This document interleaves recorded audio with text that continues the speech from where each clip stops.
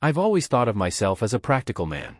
I don't believe in signs, fate, or any of that mystical nonsense. My world has always been built on things you can quantify: equity, profit margins, square footage. I like order. Predictability. Numbers that add up at the end of the day. And for a long time, everything did. At 34, I had the kind of life that made people assume I cheated the system somehow.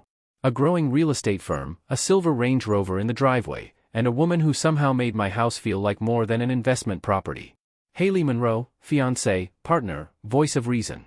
The kind of woman who still left little notes on the fridge when she left for yoga. We'd been engaged 6 months. The wedding was set for spring. I'd even started saying things like our place and our life. Then the small things started. The first was a text from my business partner, Greg: "Good meeting, man. Glad we finally agreed on the downtown project." I hadn't been in any meeting. I was home that afternoon, working remotely on loan projections. I wrote back, half joking, "You sure you met the right Lucas?" He didn't reply. Later that week, I stopped for coffee on Main Street. The barista smiled as if she knew me. "Same as yesterday?" I hesitated. "I wasn't here yesterday." She frowned, glanced at the cup she'd already started pouring. "You sure? You even tipped." I shrugged it off. People mix up faces all the time. Maybe some other guy with the same haircut. But then came the email, a hotel reservation under my name. 2 nights, same city, same credit card number. I checked my statements, pending charge, exact date. I asked Haley if she'd booked something. She looked up from her tablet, confused. "No, why? Are you planning a trip?" "No. Apparently I already did." She laughed. "Then I guess we're going." It became a joke for a while. My secret twin, she called it. Every time I misplaced something, every wrong number, every small oddity, it was the other Lucas. But jokes lose their humor when they start feeling real. 2 nights later, I was brushing my teeth, thinking about a property appraisal that had gone sideways. I leaned toward the mirror to spit, and froze. My reflection didn't move. Not instantly, at least. It lagged, maybe half a second. Then caught up. I blinked hard, rubbed my eyes, laughed nervously. "You need more sleep, man." Still, something about that moment stuck with me. I found myself testing the mirror again, subtle things, lifting one eyebrow, turning my head quickly. Nothing. Perfectly normal. Until a week later. It was Saturday morning. Haley had gone out to meet her mom for brunch. I was still half asleep, coffee in hand, staring at my reflection again, maybe out of paranoia, maybe habit. I lifted my cup. The reflection lifted his. But when I smiled, it didn't. For 2 full seconds, I stood there, staring at a man who looked exactly like me but wasn't acting like me. Then the reflection smiled, wide, deliberate, too slow. The coffee cup slipped from my hand and shattered in the sink. I laughed, the kind of nervous, hysterical laugh that doesn't sound like you. "You're fine. You're overtired. This is nothing." That night, I didn't tell Haley. I didn't want her to think I'd lost it. But I started noticing other things. My keycard didn't work at the office the next morning. The system claimed it had already been used 30 minutes earlier. My parking space was occupied by another black Range Rover with the same license plate. I called Greg again. "You at the office?" "Yeah, man. You left 5 minutes ago. Did you forget something?" "Left? Yeah, you were here." I hung up. My heart pounded so hard it made my chest ache. That evening, Haley poured wine and joked about my evil twin again. I didn't laugh this time. She noticed. "Hey," she said gently. "You okay? You've been tense." "Just work. I think I need a few days off." "Then take them," she smiled. "You've earned it." But sleep didn't help. I started catching glimpses, a figure in the periphery. Always me, always just a step away. Once, across the street at dusk, I saw a man wearing the same gray coat I'd left hanging in my closet that morning. He stood still, watching me. When I crossed to confront him, he was gone. By the end of that week, I developed the habit of filming myself while I worked, to prove to myself I was where I thought I was. Sometimes, watching the recordings later, I'd see myself glance toward something off-screen, and smile faintly, as if someone were there. On Friday, Haley came home early. She looked worried. "Did you change our dinner reservation?" "No." "Why?" "Because they called to confirm for tomorrow. At 7. At a place we've never been. And apparently, you called them." She laughed, but it sounded forced this time. I tried to brush it off again. Maybe another Lucas Grant exists in this town. She tilted her head. "You think that's possible?" "I think anything's possible lately." That night, I checked my phone log. No outgoing call to the restaurant. But there was a call at the same time, untraceable number, no record of the contact. When I went into the bathroom before bed, I avoided looking at the mirror altogether. But as I turned off the light, something caught my eye. The reflection didn't vanish with the darkness. It was still there, faint, illuminated by the glow of my phone screen, and it was smiling again. At me. I used to think losing your mind would feel chaotic, like screaming voices, hallucinations, madness. But it's quieter than that. It's the silence after everyone else starts doubting you. The morning after the mirror smiled, I drove to the office early. I wanted to get ahead of whatever was happening, to prove to myself there was a rational explanation. But the second I stepped into the building, something was off. My receptionist, Dana, froze mid-sentence when she saw me. "Mr. Grant, you're back?" "Back?" I frowned. "I haven't been here in 2 days." Her expression flickered with confusion. "You just left 10 minutes ago. You were wearing the same thing." My skin went cold. "Dana, who did you just see?" She gave a nervous laugh. "You, sir." I wanted to yell, to demand to see the security footage, but instead, I walked straight to the elevator. My hands were shaking. Greg was already in the conference room. He didn't look up from his laptop when I entered. "I thought you said you were taking the day off," he said flatly. "What?" He finally looked up, eyes narrowing. "You emailed me this morning, said you weren't coming in." He spun the screen toward me. There it was, an email from my company account, timestamped 6:13 a.m. The words were simple, taking the day off. Please review the Parker deal in my absence. I hadn't touched my laptop. "Greg," I said slowly, "I didn't send that." He sighed. "Lucas, whatever game you're playing, stop. You already withdrew 70 grand from the operations account last night. I covered it, but I need to know what's going on." I felt the air leave my lungs. "I didn't withdraw anything." He stared at me. "Then who did?" We went down to the security room. The guard pulled up footage from the previous night. There I was, walking into the office at 11:52 p.m. My gait, my jacket, my face. I even waved at the camera. I typed my code, walked straight to my office, and left 15 minutes later holding a folder. I didn't remember any of it. Because it wasn't me. "I need a copy of that footage," I said. "Company property," the guard replied. "Greg can approve it." Greg sighed, rubbing his forehead. "Take it." "But, Lucas, if this is some stunt, I'm not laughing." On the drive home, I replayed the image of that man, my face, moving with my posture, my calmness. My twin from the mirror, made flesh.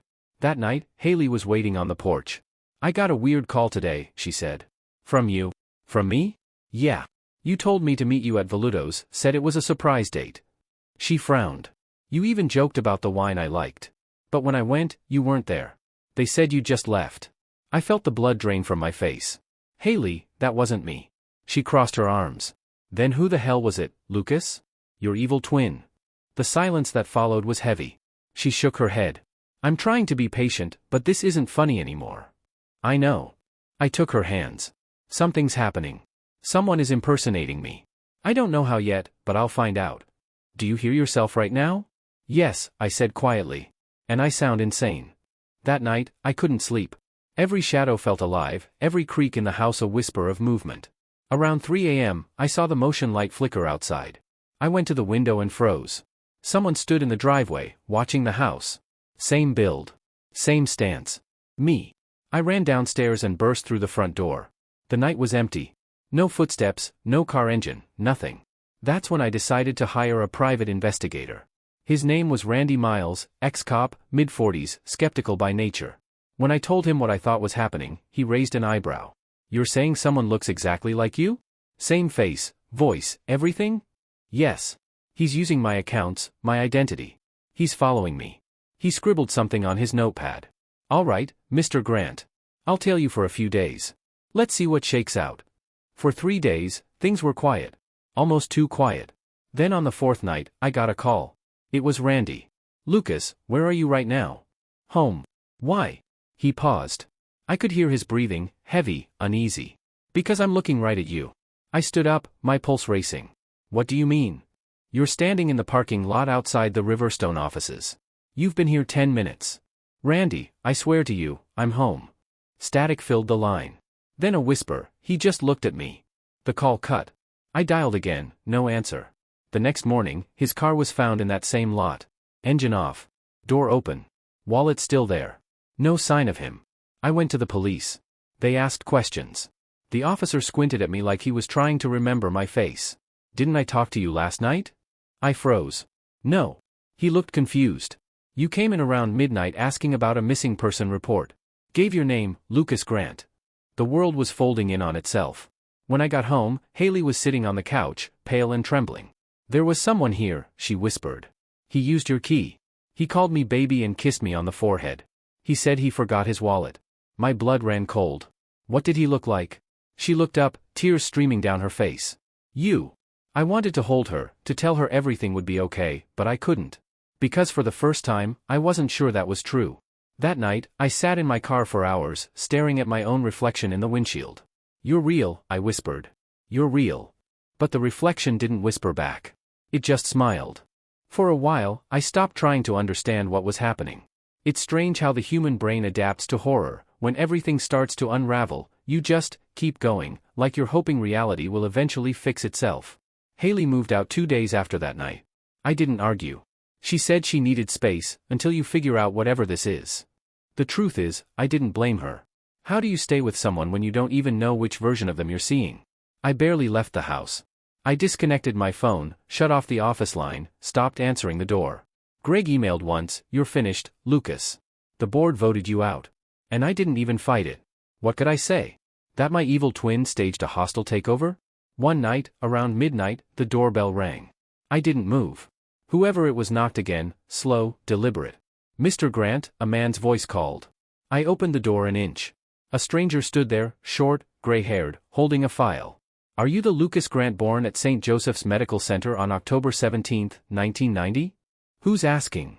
"I'm Dr. Mitchell, retired pediatrician. I used to work there." He handed me the file. My name was printed across the top in faded ink. Lucas Grant, male infant A.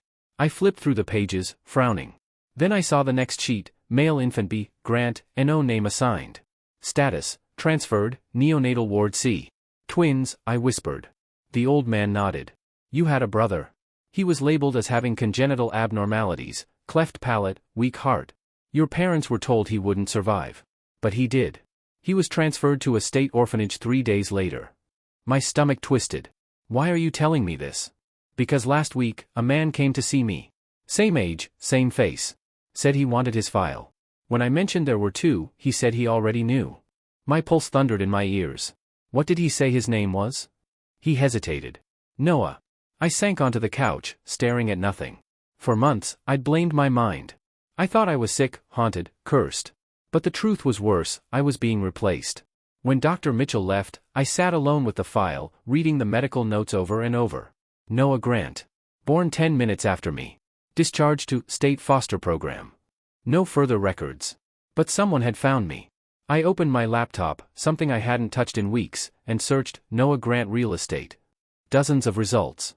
One, especially, made my blood run cold. Grant and Associates Realty, CEO, Noah Grant. The logo was identical to mine, except for the word Noah where Lucas used to be. My own company, stolen and renamed. Even the website's headshot, my face, smiling back at me. My hands shook so badly I could barely scroll. There were news articles, awards, photos with Haley at business galas. My life, my entire identity, had been rewritten. I called Greg. He answered on the second ring, voice clipped. "Lucas, what do you want?" "Listen to me," I said. "The man running the company isn't me. His name is Noah. He's my twin." A bitter laugh. "That's creative, I'll give you that. I can prove it." "Save it," he snapped. "You're lucky I haven't pressed charges." The line went dead. For hours, I sat staring at the walls, replaying every moment I doubted my sanity. Every mirrored glance. Every fake smile. He'd been there the whole time, not a ghost, not a hallucination, a living, breathing reflection with my face, my voice, my history.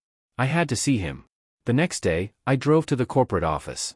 Security tried to stop me, but when they saw my face, they froze, uncertain. I walked past them like I belonged there. When I opened the glass doors to his office, he was sitting behind my desk. My desk. He looked up, smiling. It was like watching a film of myself, same expression, same tilt of the head, the same faint scar under the jaw from when I fell off a bike at 12. "Lucas," he said calmly. "You found me." The sound of my own voice coming from him made my stomach turn. "What the hell are you doing?" I asked. He leaned back. "What you never did, living the life we were supposed to share." I don't understand. He stood and walked around the desk, circling me slowly. They left me. Our parents dumped me in a crib and walked away because I wasn't perfect enough. You got everything. The house. The name. The world. I took a step back. You could have come to me. I did. You just didn't recognize me. Remember that coffee shop on Main? The barista thought she saw you twice. She did. My throat closed. I studied you for years, he continued softly. Your habits, your signature, your passwords. Every detail. You made it so easy. You ruined my life. No, he said with a faint smile. I took mine back. He reached into the drawer and tossed something across the table. My engagement ring. Haley's ring. She doesn't know, he added. At least not yet. Something in me broke. If you touch her, he chuckled. She came willingly. People love the reflection more than the man himself, Lucas. I lunged at him, but he sidestepped effortlessly. He didn't hit back.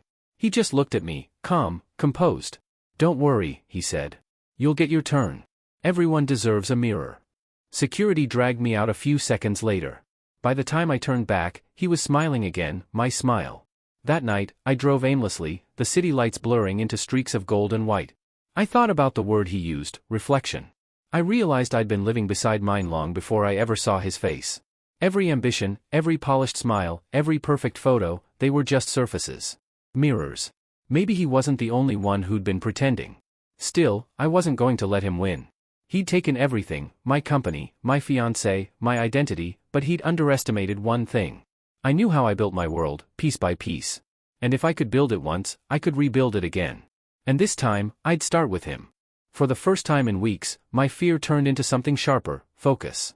If Noah had studied me, then I knew how he thought. We were built from the same bones, the same mind. The only difference was how we used it. I started where he never looked, the past. Every business I'd built left fingerprints, contracts, encrypted backups, timestamps. I still had a portable drive I kept in a safe under a false panel in my office closet, the one space even my assistant didn't know existed. When I went to retrieve it, the safe was untouched. He hadn't found it. The drive contained everything, original signatures, digital audits, metadata showing which IP addresses had sent which transactions. All the things that could separate me from him in the eyes of the law. But documents alone wouldn't save me. Noah was charming, strategic. He'd already won the public. I needed to show people who he was. So I staged the only kind of meeting he couldn't resist, a mirror. I sent him an email from a dummy account, phrased exactly the way I'd write it. We both deserve closure. Meet me at the lake house tonight. Midnight. He replied 3 minutes later, I was hoping you'd say that. The night was windless. The lake reflected the moon like a blade. I sat inside, lights dim, a single camera rolling on the mantel. My plan was simple, record everything, force him to reveal himself. When the door opened, he didn't sneak in, he strolled, confident, as if he already owned the place. He wore my clothes, down to the cufflinks Haley had given me. You redecorated, he said casually. Fewer photos this time. I didn't answer. He walked closer, eyes scanning the room. You know, I used to imagine this place when I was a kid. I'd close my eyes and picture a big house on a lake, with glass everywhere. Funny thing about glass, it always reflects something. You don't have to keep doing this, I said. We can tell the truth. Both of us. Start over. He smiled faintly. There's no both, Lucas. There's only room for one. He stepped closer. I saw the faint tremor in his left hand, the same one I get when I'm angry. You think anyone will believe you? I've already replaced you. You're a ghost with my face. Maybe, I said quietly. But ghosts leave evidence. I turned the laptop toward him, live streaming to my cloud account. His eyes flicked to the screen, and for the first time, his smile faltered. He lunged. The fight was brutal but almost graceful, like fighting your reflection in fast motion. Every move I made, he countered. Every feint, every punch, it was like sparring with instinct itself. We crashed against the glass table, shards exploding across the floor. Say it, he shouted, pinning me down. Say you stole my life. I didn't even know you existed. I spat. He raised the jagged edge of a broken bottle. For a split second, our eyes locked, identical brown flecked with green. And I saw it, not hate, but sorrow. He hesitated. I used that second. I twisted free, slammed his wrist against the table, and the bottle flew. He staggered back, clutching his shoulder. Blood dotted his shirt. Sirens wailed in the distance. The camera light blinked red, still recording. Noah turned toward it, realization dawning. You. Evidence, I said. He stared at me, breathing hard, eyes flickering with something almost human. You think they'll keep us both? He whispered. There's only ever been space for one of us, brother. Then he ran. Through the broken glass door, into the night. The police caught him halfway down the drive. The interrogation took hours. The officers looked between us, confused, almost unnerved. Two identical men, same fingerprints, same DNA. But the footage, the timestamps, the digital logs, told the story they couldn't ignore. Noah was charged with fraud, assault, and identity theft. They kept him under psychiatric evaluation after he tried to convince them I was the imposter. Haley visited once during the hearings. She couldn't look at me. When she finally did, her eyes were wet. I slept beside him, she whispered. He even said the same things you did. I know. I don't know who I am anymore. Neither did I, honestly. When it was over, I sold the business, the house, the car, everything that carried the scent of duplication. I moved to a smaller place downtown, a one-bedroom apartment with no mirrors except the bathroom one above the sink. For weeks, I avoided it. I'd shave using my phone camera, brush my teeth staring at the wall. But avoidance is its own kind of prison. One morning, I forced myself to look. The reflection was mine again, tired eyes, faint scar, a man both familiar and strange. I exhaled slowly. You're real, I whispered. You're me. The mirror stayed still. But just before I turned away, I saw it, so faint I almost missed it. The reflection's lips curved upward, a split second before mine did. Epilogue. It's been 6 months. Noah's still institutionalized, though sometimes I wonder if that's really where he is. They say identical twins can share patterns of thought, fragments of instinct. Maybe that's why I wake up some nights with a sudden urge to smile in the dark, for no reason at all. Sometimes I drive past the old lake house. The windows are boarded now, but when the sun hits them just right, they flash like mirrors. And for a moment, I could swear there's a man inside, watching me. He raises his hand slowly, exactly when I do. And then he waves first.